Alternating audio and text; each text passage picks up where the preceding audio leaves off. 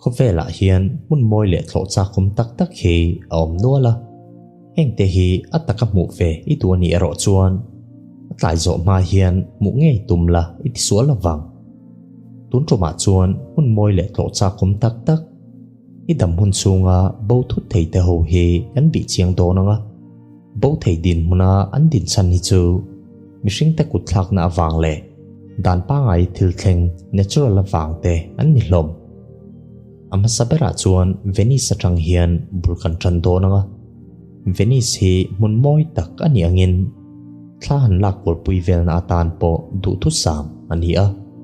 he Italian khopui hi khovel mun sang sanga tourist fon khom tam na mun ani khopui dang ang lo takin Venice fan kol nan hi chuan an tui kong siam Venice canal kal tang hian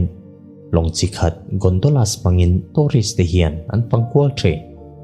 heti lai hian he tui kong an siam le an hing than pui em hian Venice khopui hi alati chedona furu tui tam lai phi chuan building tam zo floor khat nei chu tuin a chim tlang pui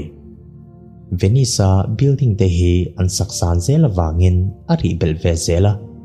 alei chungril lam alo nipsa ba ka global warming awangin tui chim chin hi alo sang ve zel pok ne riat tham la tuksi lovin he khopui hi apil ret renga mithiam te chuan kum khata millimeter ni velin Venice khopui hi apil thin ni in an soi kumsang ni pariat khan Venice hian tuilian na satak lo tur to in kho chunga tanga in suan chu ngai te po anom pha hiala ruwa tui atlak tam lai chuan tuilian hi ngaya an nei deuh top to he tuilian hian a khopui a po hi ko chaklam hoi zong in a her hlek ni in mithiam te chuan an soi poka etiang ni chuan idam chung hian Adriatic Sea huam chunga Venice khopui hi om man maithei kumsang ni za hi chuan chen na tlak ani to lo tur thu scientist chuan an soi pok Great Wall of China hi khovela mun lar le ming thang berte zingami ani a kum tin tlo tu hi mi makta duai som chuang vel set anei thin anga chut ani a loitum ve te ni chuan a khomon chi to lo mitam zo kina an hriat lo chu Great Wall of China mun thuma thena mun khat deuh tho hi abo to a bo na chan ber hi chu dan pa ngai thil thleng natural erosion awang le mishing kut thak na awang te anni mi then khat chuan Great Wall of China mi brick te hi in sakna tan te hian an ruthina he bang hi kilometer sang chuanga thui ani wangin sarkar tan po hian an ven sen vek ngai na om lo Great Wall of China bul hai cheng thingtlang mi te hian brick te hi ruin chena in sakna tan te hian an mang ve le thina brick pakhat man hi one nei India poisa a cheng somnga bor vel te in an leitlang pui dan phallo ani angin brick ru te hi man chua an ni chuan jel tan ba ka one sanga India poisa a cheng sing ruk vel choi theina ani poka ima sela het chung po hian Great Wall of China mi brick te hi an ru reng tho kumsom ni aliam le huna chuan par thlang lambor Great Wall of China hi chu above vai to tura mithiam te chuan an ngaya Great Wall of China hal tur hian aram sarkar po hian a thei na zona ma alave tho bo USA California State khopui San Francisco khu lianging du na mun tak earthquake hotspot ani a kumsang hi som paruk khan geologist chuan ekomi te lau thon zual na tur thil mu chua an lo nei to San Francisco Bay noya earthquake fault zone pani te chu a in zom te geologist te chuan an mu chua ka heng te hi Rogers Creek le Hayward Falls te an ni heng fault zone te hi aruala an tol zawani chuan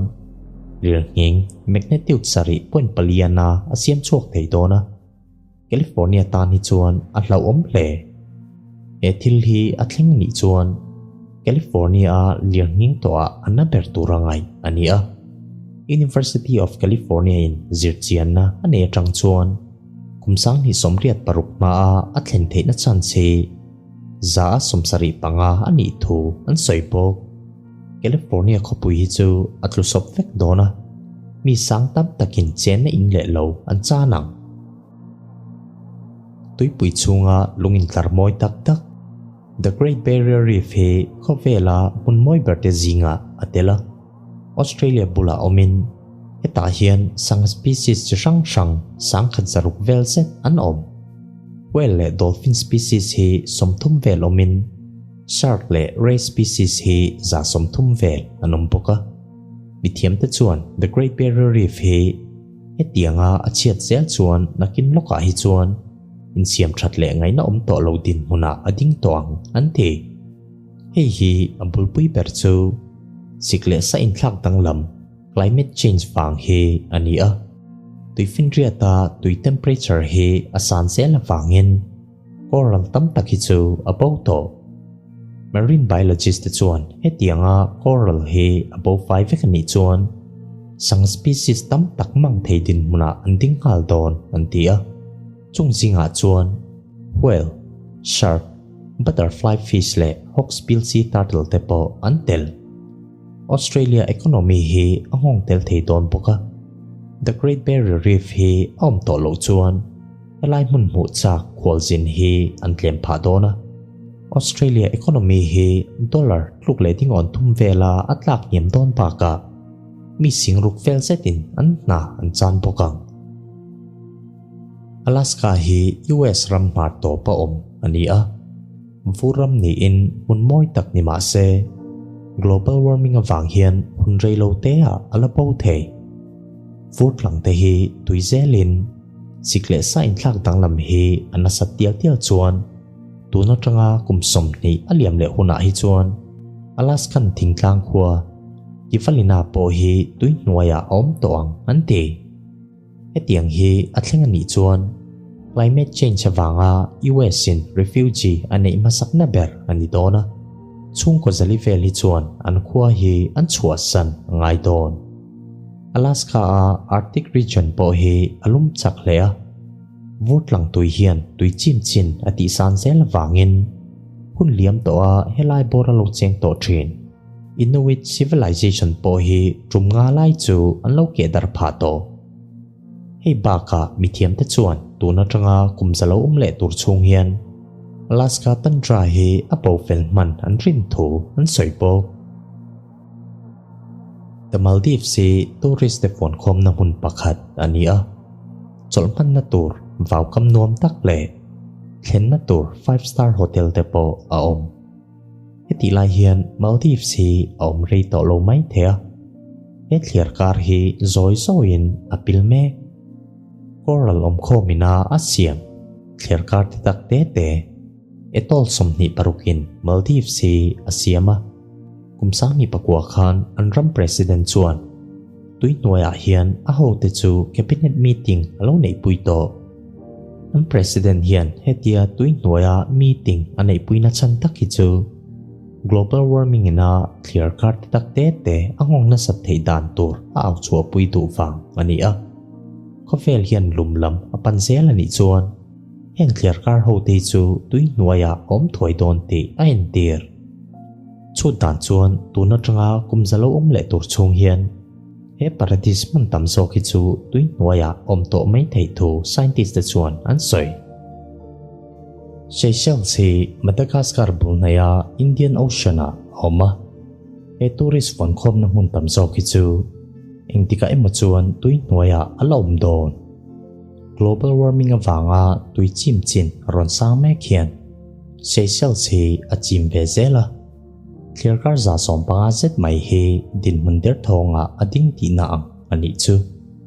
tui pui chin chin hi centimeter som kwa pakhat vela aron san belani chuan mi singriat vel zet hi chu chen in le lo nei lovin anom hal don bo ole khang te kha kho vela mun moi tak tak bo thu thei din munading te chu ania abo ma hian akhoi hinge itlo chak per komen na lama khan ingai dan lok soi ve don nia